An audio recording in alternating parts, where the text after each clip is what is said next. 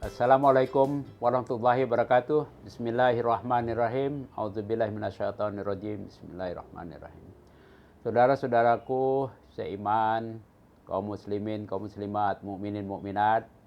Hari ini saya ingin sharing pandangan saya. Mudah-mudahan menjadi ibrah, menjadi renungan, menjadi pemahaman kita dan meningkatkan keimanan kita maupun rasa syukur kita pada Allah Subhanahu wa taala dari nikmatnya yang Allah berikan kepada kita yang ada di kepala kita. Inilah sumber perbedaan manusia dengan binatang dan dengan makhluk yang lain. Di dalam kepala kita ini ada beberapa panca indera yang Allah berikan kepada kita dengan kenikmatan yang tidak bisa dihitung la tuhsuha, tidak bisa dinilai.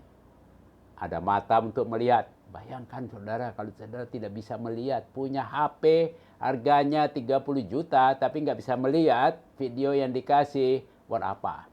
Ya. Dan kita juga diberikan telinga. Percuma kita punya telinga kalau kita tidak bisa mendengar indahnya lagu-lagu, apa itu Al-Quran, ataukah nyanyian-nyanyian, atau indahnya suara alam burung dan sebagainya di alam bebas. Ada nikmat yang sangat luar biasa, yaitu mulut. Mulut adalah nikmat Allah yang luar biasa hebat, tapi mempunyai manfaat yang luar biasa dan juga punya resiko luar biasa besar. Telinga, mata ini tidak banyak. Paling kita melihat sesuatu yang mungkin tidak bagus, ya. Kita nonton terus misalnya, ya, tarian-tarian telanjang, mohon maaf ini. Wah, kalau pelototin, ada dosanya. Tapi nggak banyak, ya, paling segitu. Begitu juga mendengar gosip-gosip, ya, dari tetangga, teman dan sebagainya yang tidak bagus. Sampai di situ. Tapi mulut, saudara, luar biasa. Kehebatan mulut, mulut ini cuma segini, saudara. Tanpa mulut kita tidak bisa makan. Wah, tapi makan itu selain lewat mulut, ada lidah di situ yang bisa mengecap. Tapi dalam beberapa detik saja rasa nikmat. Habis itu hilang, masuk ke tenggorokan, masuk ke perut, hilang. Kita punya gigi dan juga lidah yang ada dalam mulut yang bisa berbicara. Berapa banyak bahasa yang bisa diomongkan oleh mulut yang sama, saudara. Di Indonesia saja, saya baca sebuah berita, ada 720 bahasa lokal. Bayangin, mulutnya sama, ngomong bisa segitu banyak. Di dunia mungkin jadi ribuan, ya, selain yang kita kenal Inggris, bahasa Melayu, bahasa Jepang, bahasa Cina dan sebagainya. Sama, barangnya sama, bisa begitu banyak bahasa-bahasa yang dikembangkan. Coba perhatikan burung, kucing, kambing, berapa banyak bahasanya. Jangan-jangan itu aja. Luar biasa hebatnya kan. Ya. Tapi di banyak ayat Allah mengatakan karena kita bisa bicara macam-macam, bisa saja apa yang kita omongin di dalam mulut kita, tapi di hati kita berbeda. Nah, itu bagian ujian Allah, cobaan Allah yang diberikan melalui kenikmatan luar biasa yang Allah berikan. Dalam Al-Quran banyak disebut mulut itu afwahihim. Contoh misalnya di dalam surat Al-Maidah, qalu amanna bi afwahim walam tu'min qulubuhum. Orang-orang munafik itu bicara kami beriman dengan mulutnya, tapi tidak ada iman dalam hatinya. Artinya tidak sesuai apa yang diomongin dan apa yang di hati. Nah, ini bagian dari ujian Allah. Dan bagian dari cobaan kita. Apakah kita bicara berbeda dengan hati kita? Bukan soal berimannya, tapi mungkin kita ngomongin orang di depan lain, di belakang lain. Itu artinya manusia menggunakan nikmat Allah dengan mulutnya secara tidak sesuai. Ada ayat lain misalnya di Al-Kahfi, kaburat kalimatan yakhruju min afwahihim iyaquluna illa kadziba.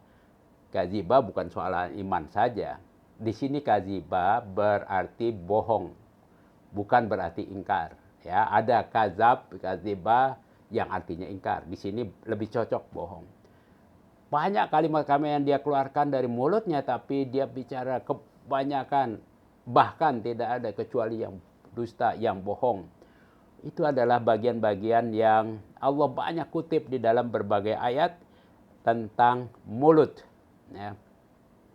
Dan banyak mulut ini dipakai oleh zaman sekarang juga untuk memutarbalikkan fakta.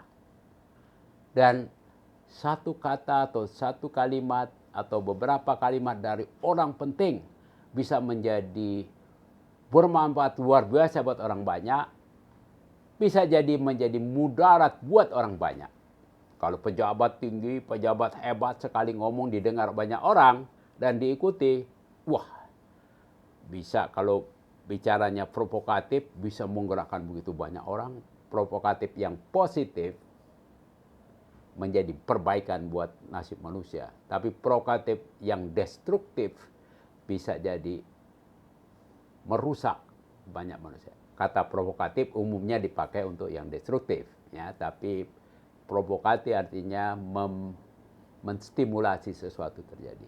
Itu karena apa? Karena manusia menggunakan nikmat Allah, mulut ini, yang keliru. Nah, ini bagian yang mesti kita umat Islam jaga betul. Karena mulut bisa bolak-balik mendengar, bicara, dan hari ini bicara A, besok bicara B, hari ini merah, besok kuning, besok lagi hijau. Inilah mulut yang harus kita jaga. Nikmat Allah yang luar biasa, tetapi bisa jadi salah besar kita lakukan. Oleh karena itulah di dalam surat Yasin ayat 65, Allah mengingatkan. One day, suatu hari, ya, yaitu hari kebangkitan ditafsirkan oleh banyak ulama. Al-yawma nakhtimu ala afwahihim wa tukallimuna aydihim wa tashhadu arjuluhum bima kanu yaksibun. Pada hari itu, nanti kita akan ditutup mulut kita. Dan tangan kita diminta menyempurnakan kalimat, suruh bicara. Wa tukallimuna aydihim. Kenapa tangan bisa bicara? Zaman sekarang bilang tidak bisa bicara, Pak. Tangan mana-mana bisa bicara. Itu bicara kalau bicara qola, yaqulu dalam bahasa Arab. Tapi kalau kalimat, bisa Allah menggunakan wa tukallimuna aydihim. Tangan itu bisa menghasilkan kalimat. Kalimat apa? Kalimat saksi. Bukankah sekarang banyak terjadi sudah kita bisa membuktikan orang nggak ngaku ngambil nyolong tapi ada kamera CCTV yang lihat dia ngambil itu barangnya. Dia ngambil kacamata, dia ngambil HP. Mulutnya sih nggak ngaku.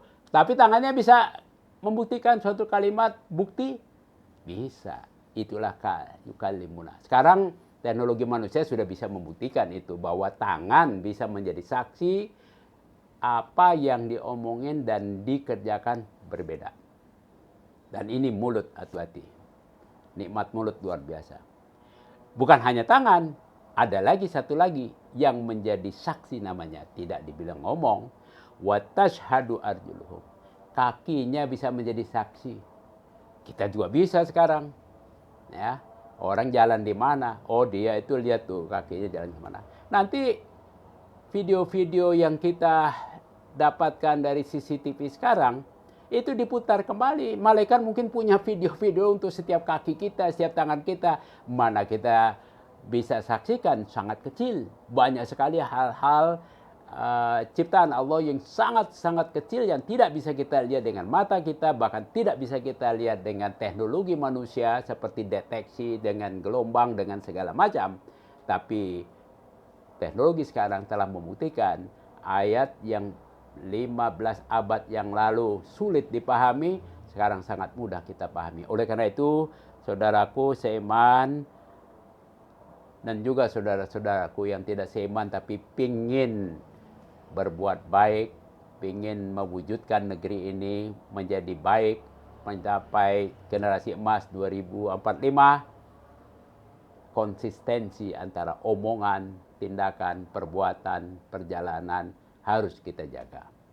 Itu bagian penting untuk mencapai tujuan suatu kondisi, entah itu kemerdekaan, kesejahteraan, dan sebagainya. Oleh karena itu, saudaraku, jagalah mulut kita ini. Dan Allah mengatakan di dalam surat As-Saff ayat 61 dan ayat 1 dan ayat 2 dan ayat 3, ya ayyuhalladzina amanu lima taquluna ma la taf'alun kabura maqtan indallahi an taqulu ma la taf'alun. Wahai orang-orang yang beriman. Nah, ini buat kita yang umat Islam yang beriman ini, Allah bertanya tetapi maksudnya ini menegur. Lima taquluna ma la taf'alun. Kenapa kamu ngomong yang enggak kamu kerjain? Bohong nih. Kamu bilang, saya sudah hebat nih, saya sudah berikan ini mohon maaf, misalnya pejabat bilang, saya sudah kasih dia bantuan pekerjaan, padahal tidak sesuai dengan, tidak sesuai dengan perbuatannya. Ini sudah dipertanyakan Allah. Dan Allah bilang pada ayat berikutnya, kabura maqtan indallah an taquluna ma alamun. Sekali lagi, Allah itu tidak suka, Allah benci bagi orang-orang yang menggunakan nikmat mulutnya berbicara sesuatu tapi dia tidak lakukan. Mudah-mudahan ini adalah bagian introspeksi kita, ibrah kita untuk belajar agar kita konsisten antara perkataan dengan perbuatan, antara niat kita untuk membangun negeri dan perbuatan-perbuatan kita. Insya Allah kalau kita konsisten, Allah akan memudahkan kita mencapai cita-cita negara yang adil dan makmur, umat Islam yang sejahtera, umat Islam yang memahami Al-Quran. Bukan hanya dibaca, bagus dibaca, tetapi akan jauh lebih bagus kalau dipahami isinya, karena Al-Quran adalah pedoman hidup buat kita. Wallahu a'lam bishawab. Mudah-mudahan Allah memberikan petunjuk kepada kita semua untuk bisa memahami Al-Quran sesuai dengan kehendak Allah yang betul-betul Allah inginkan dalam firman-Nya di Al-Quran. Terima kasih banyak. Wabillahi taufiq wal hidayah. Assalamualaikum warahmatullahi wabarakatuh.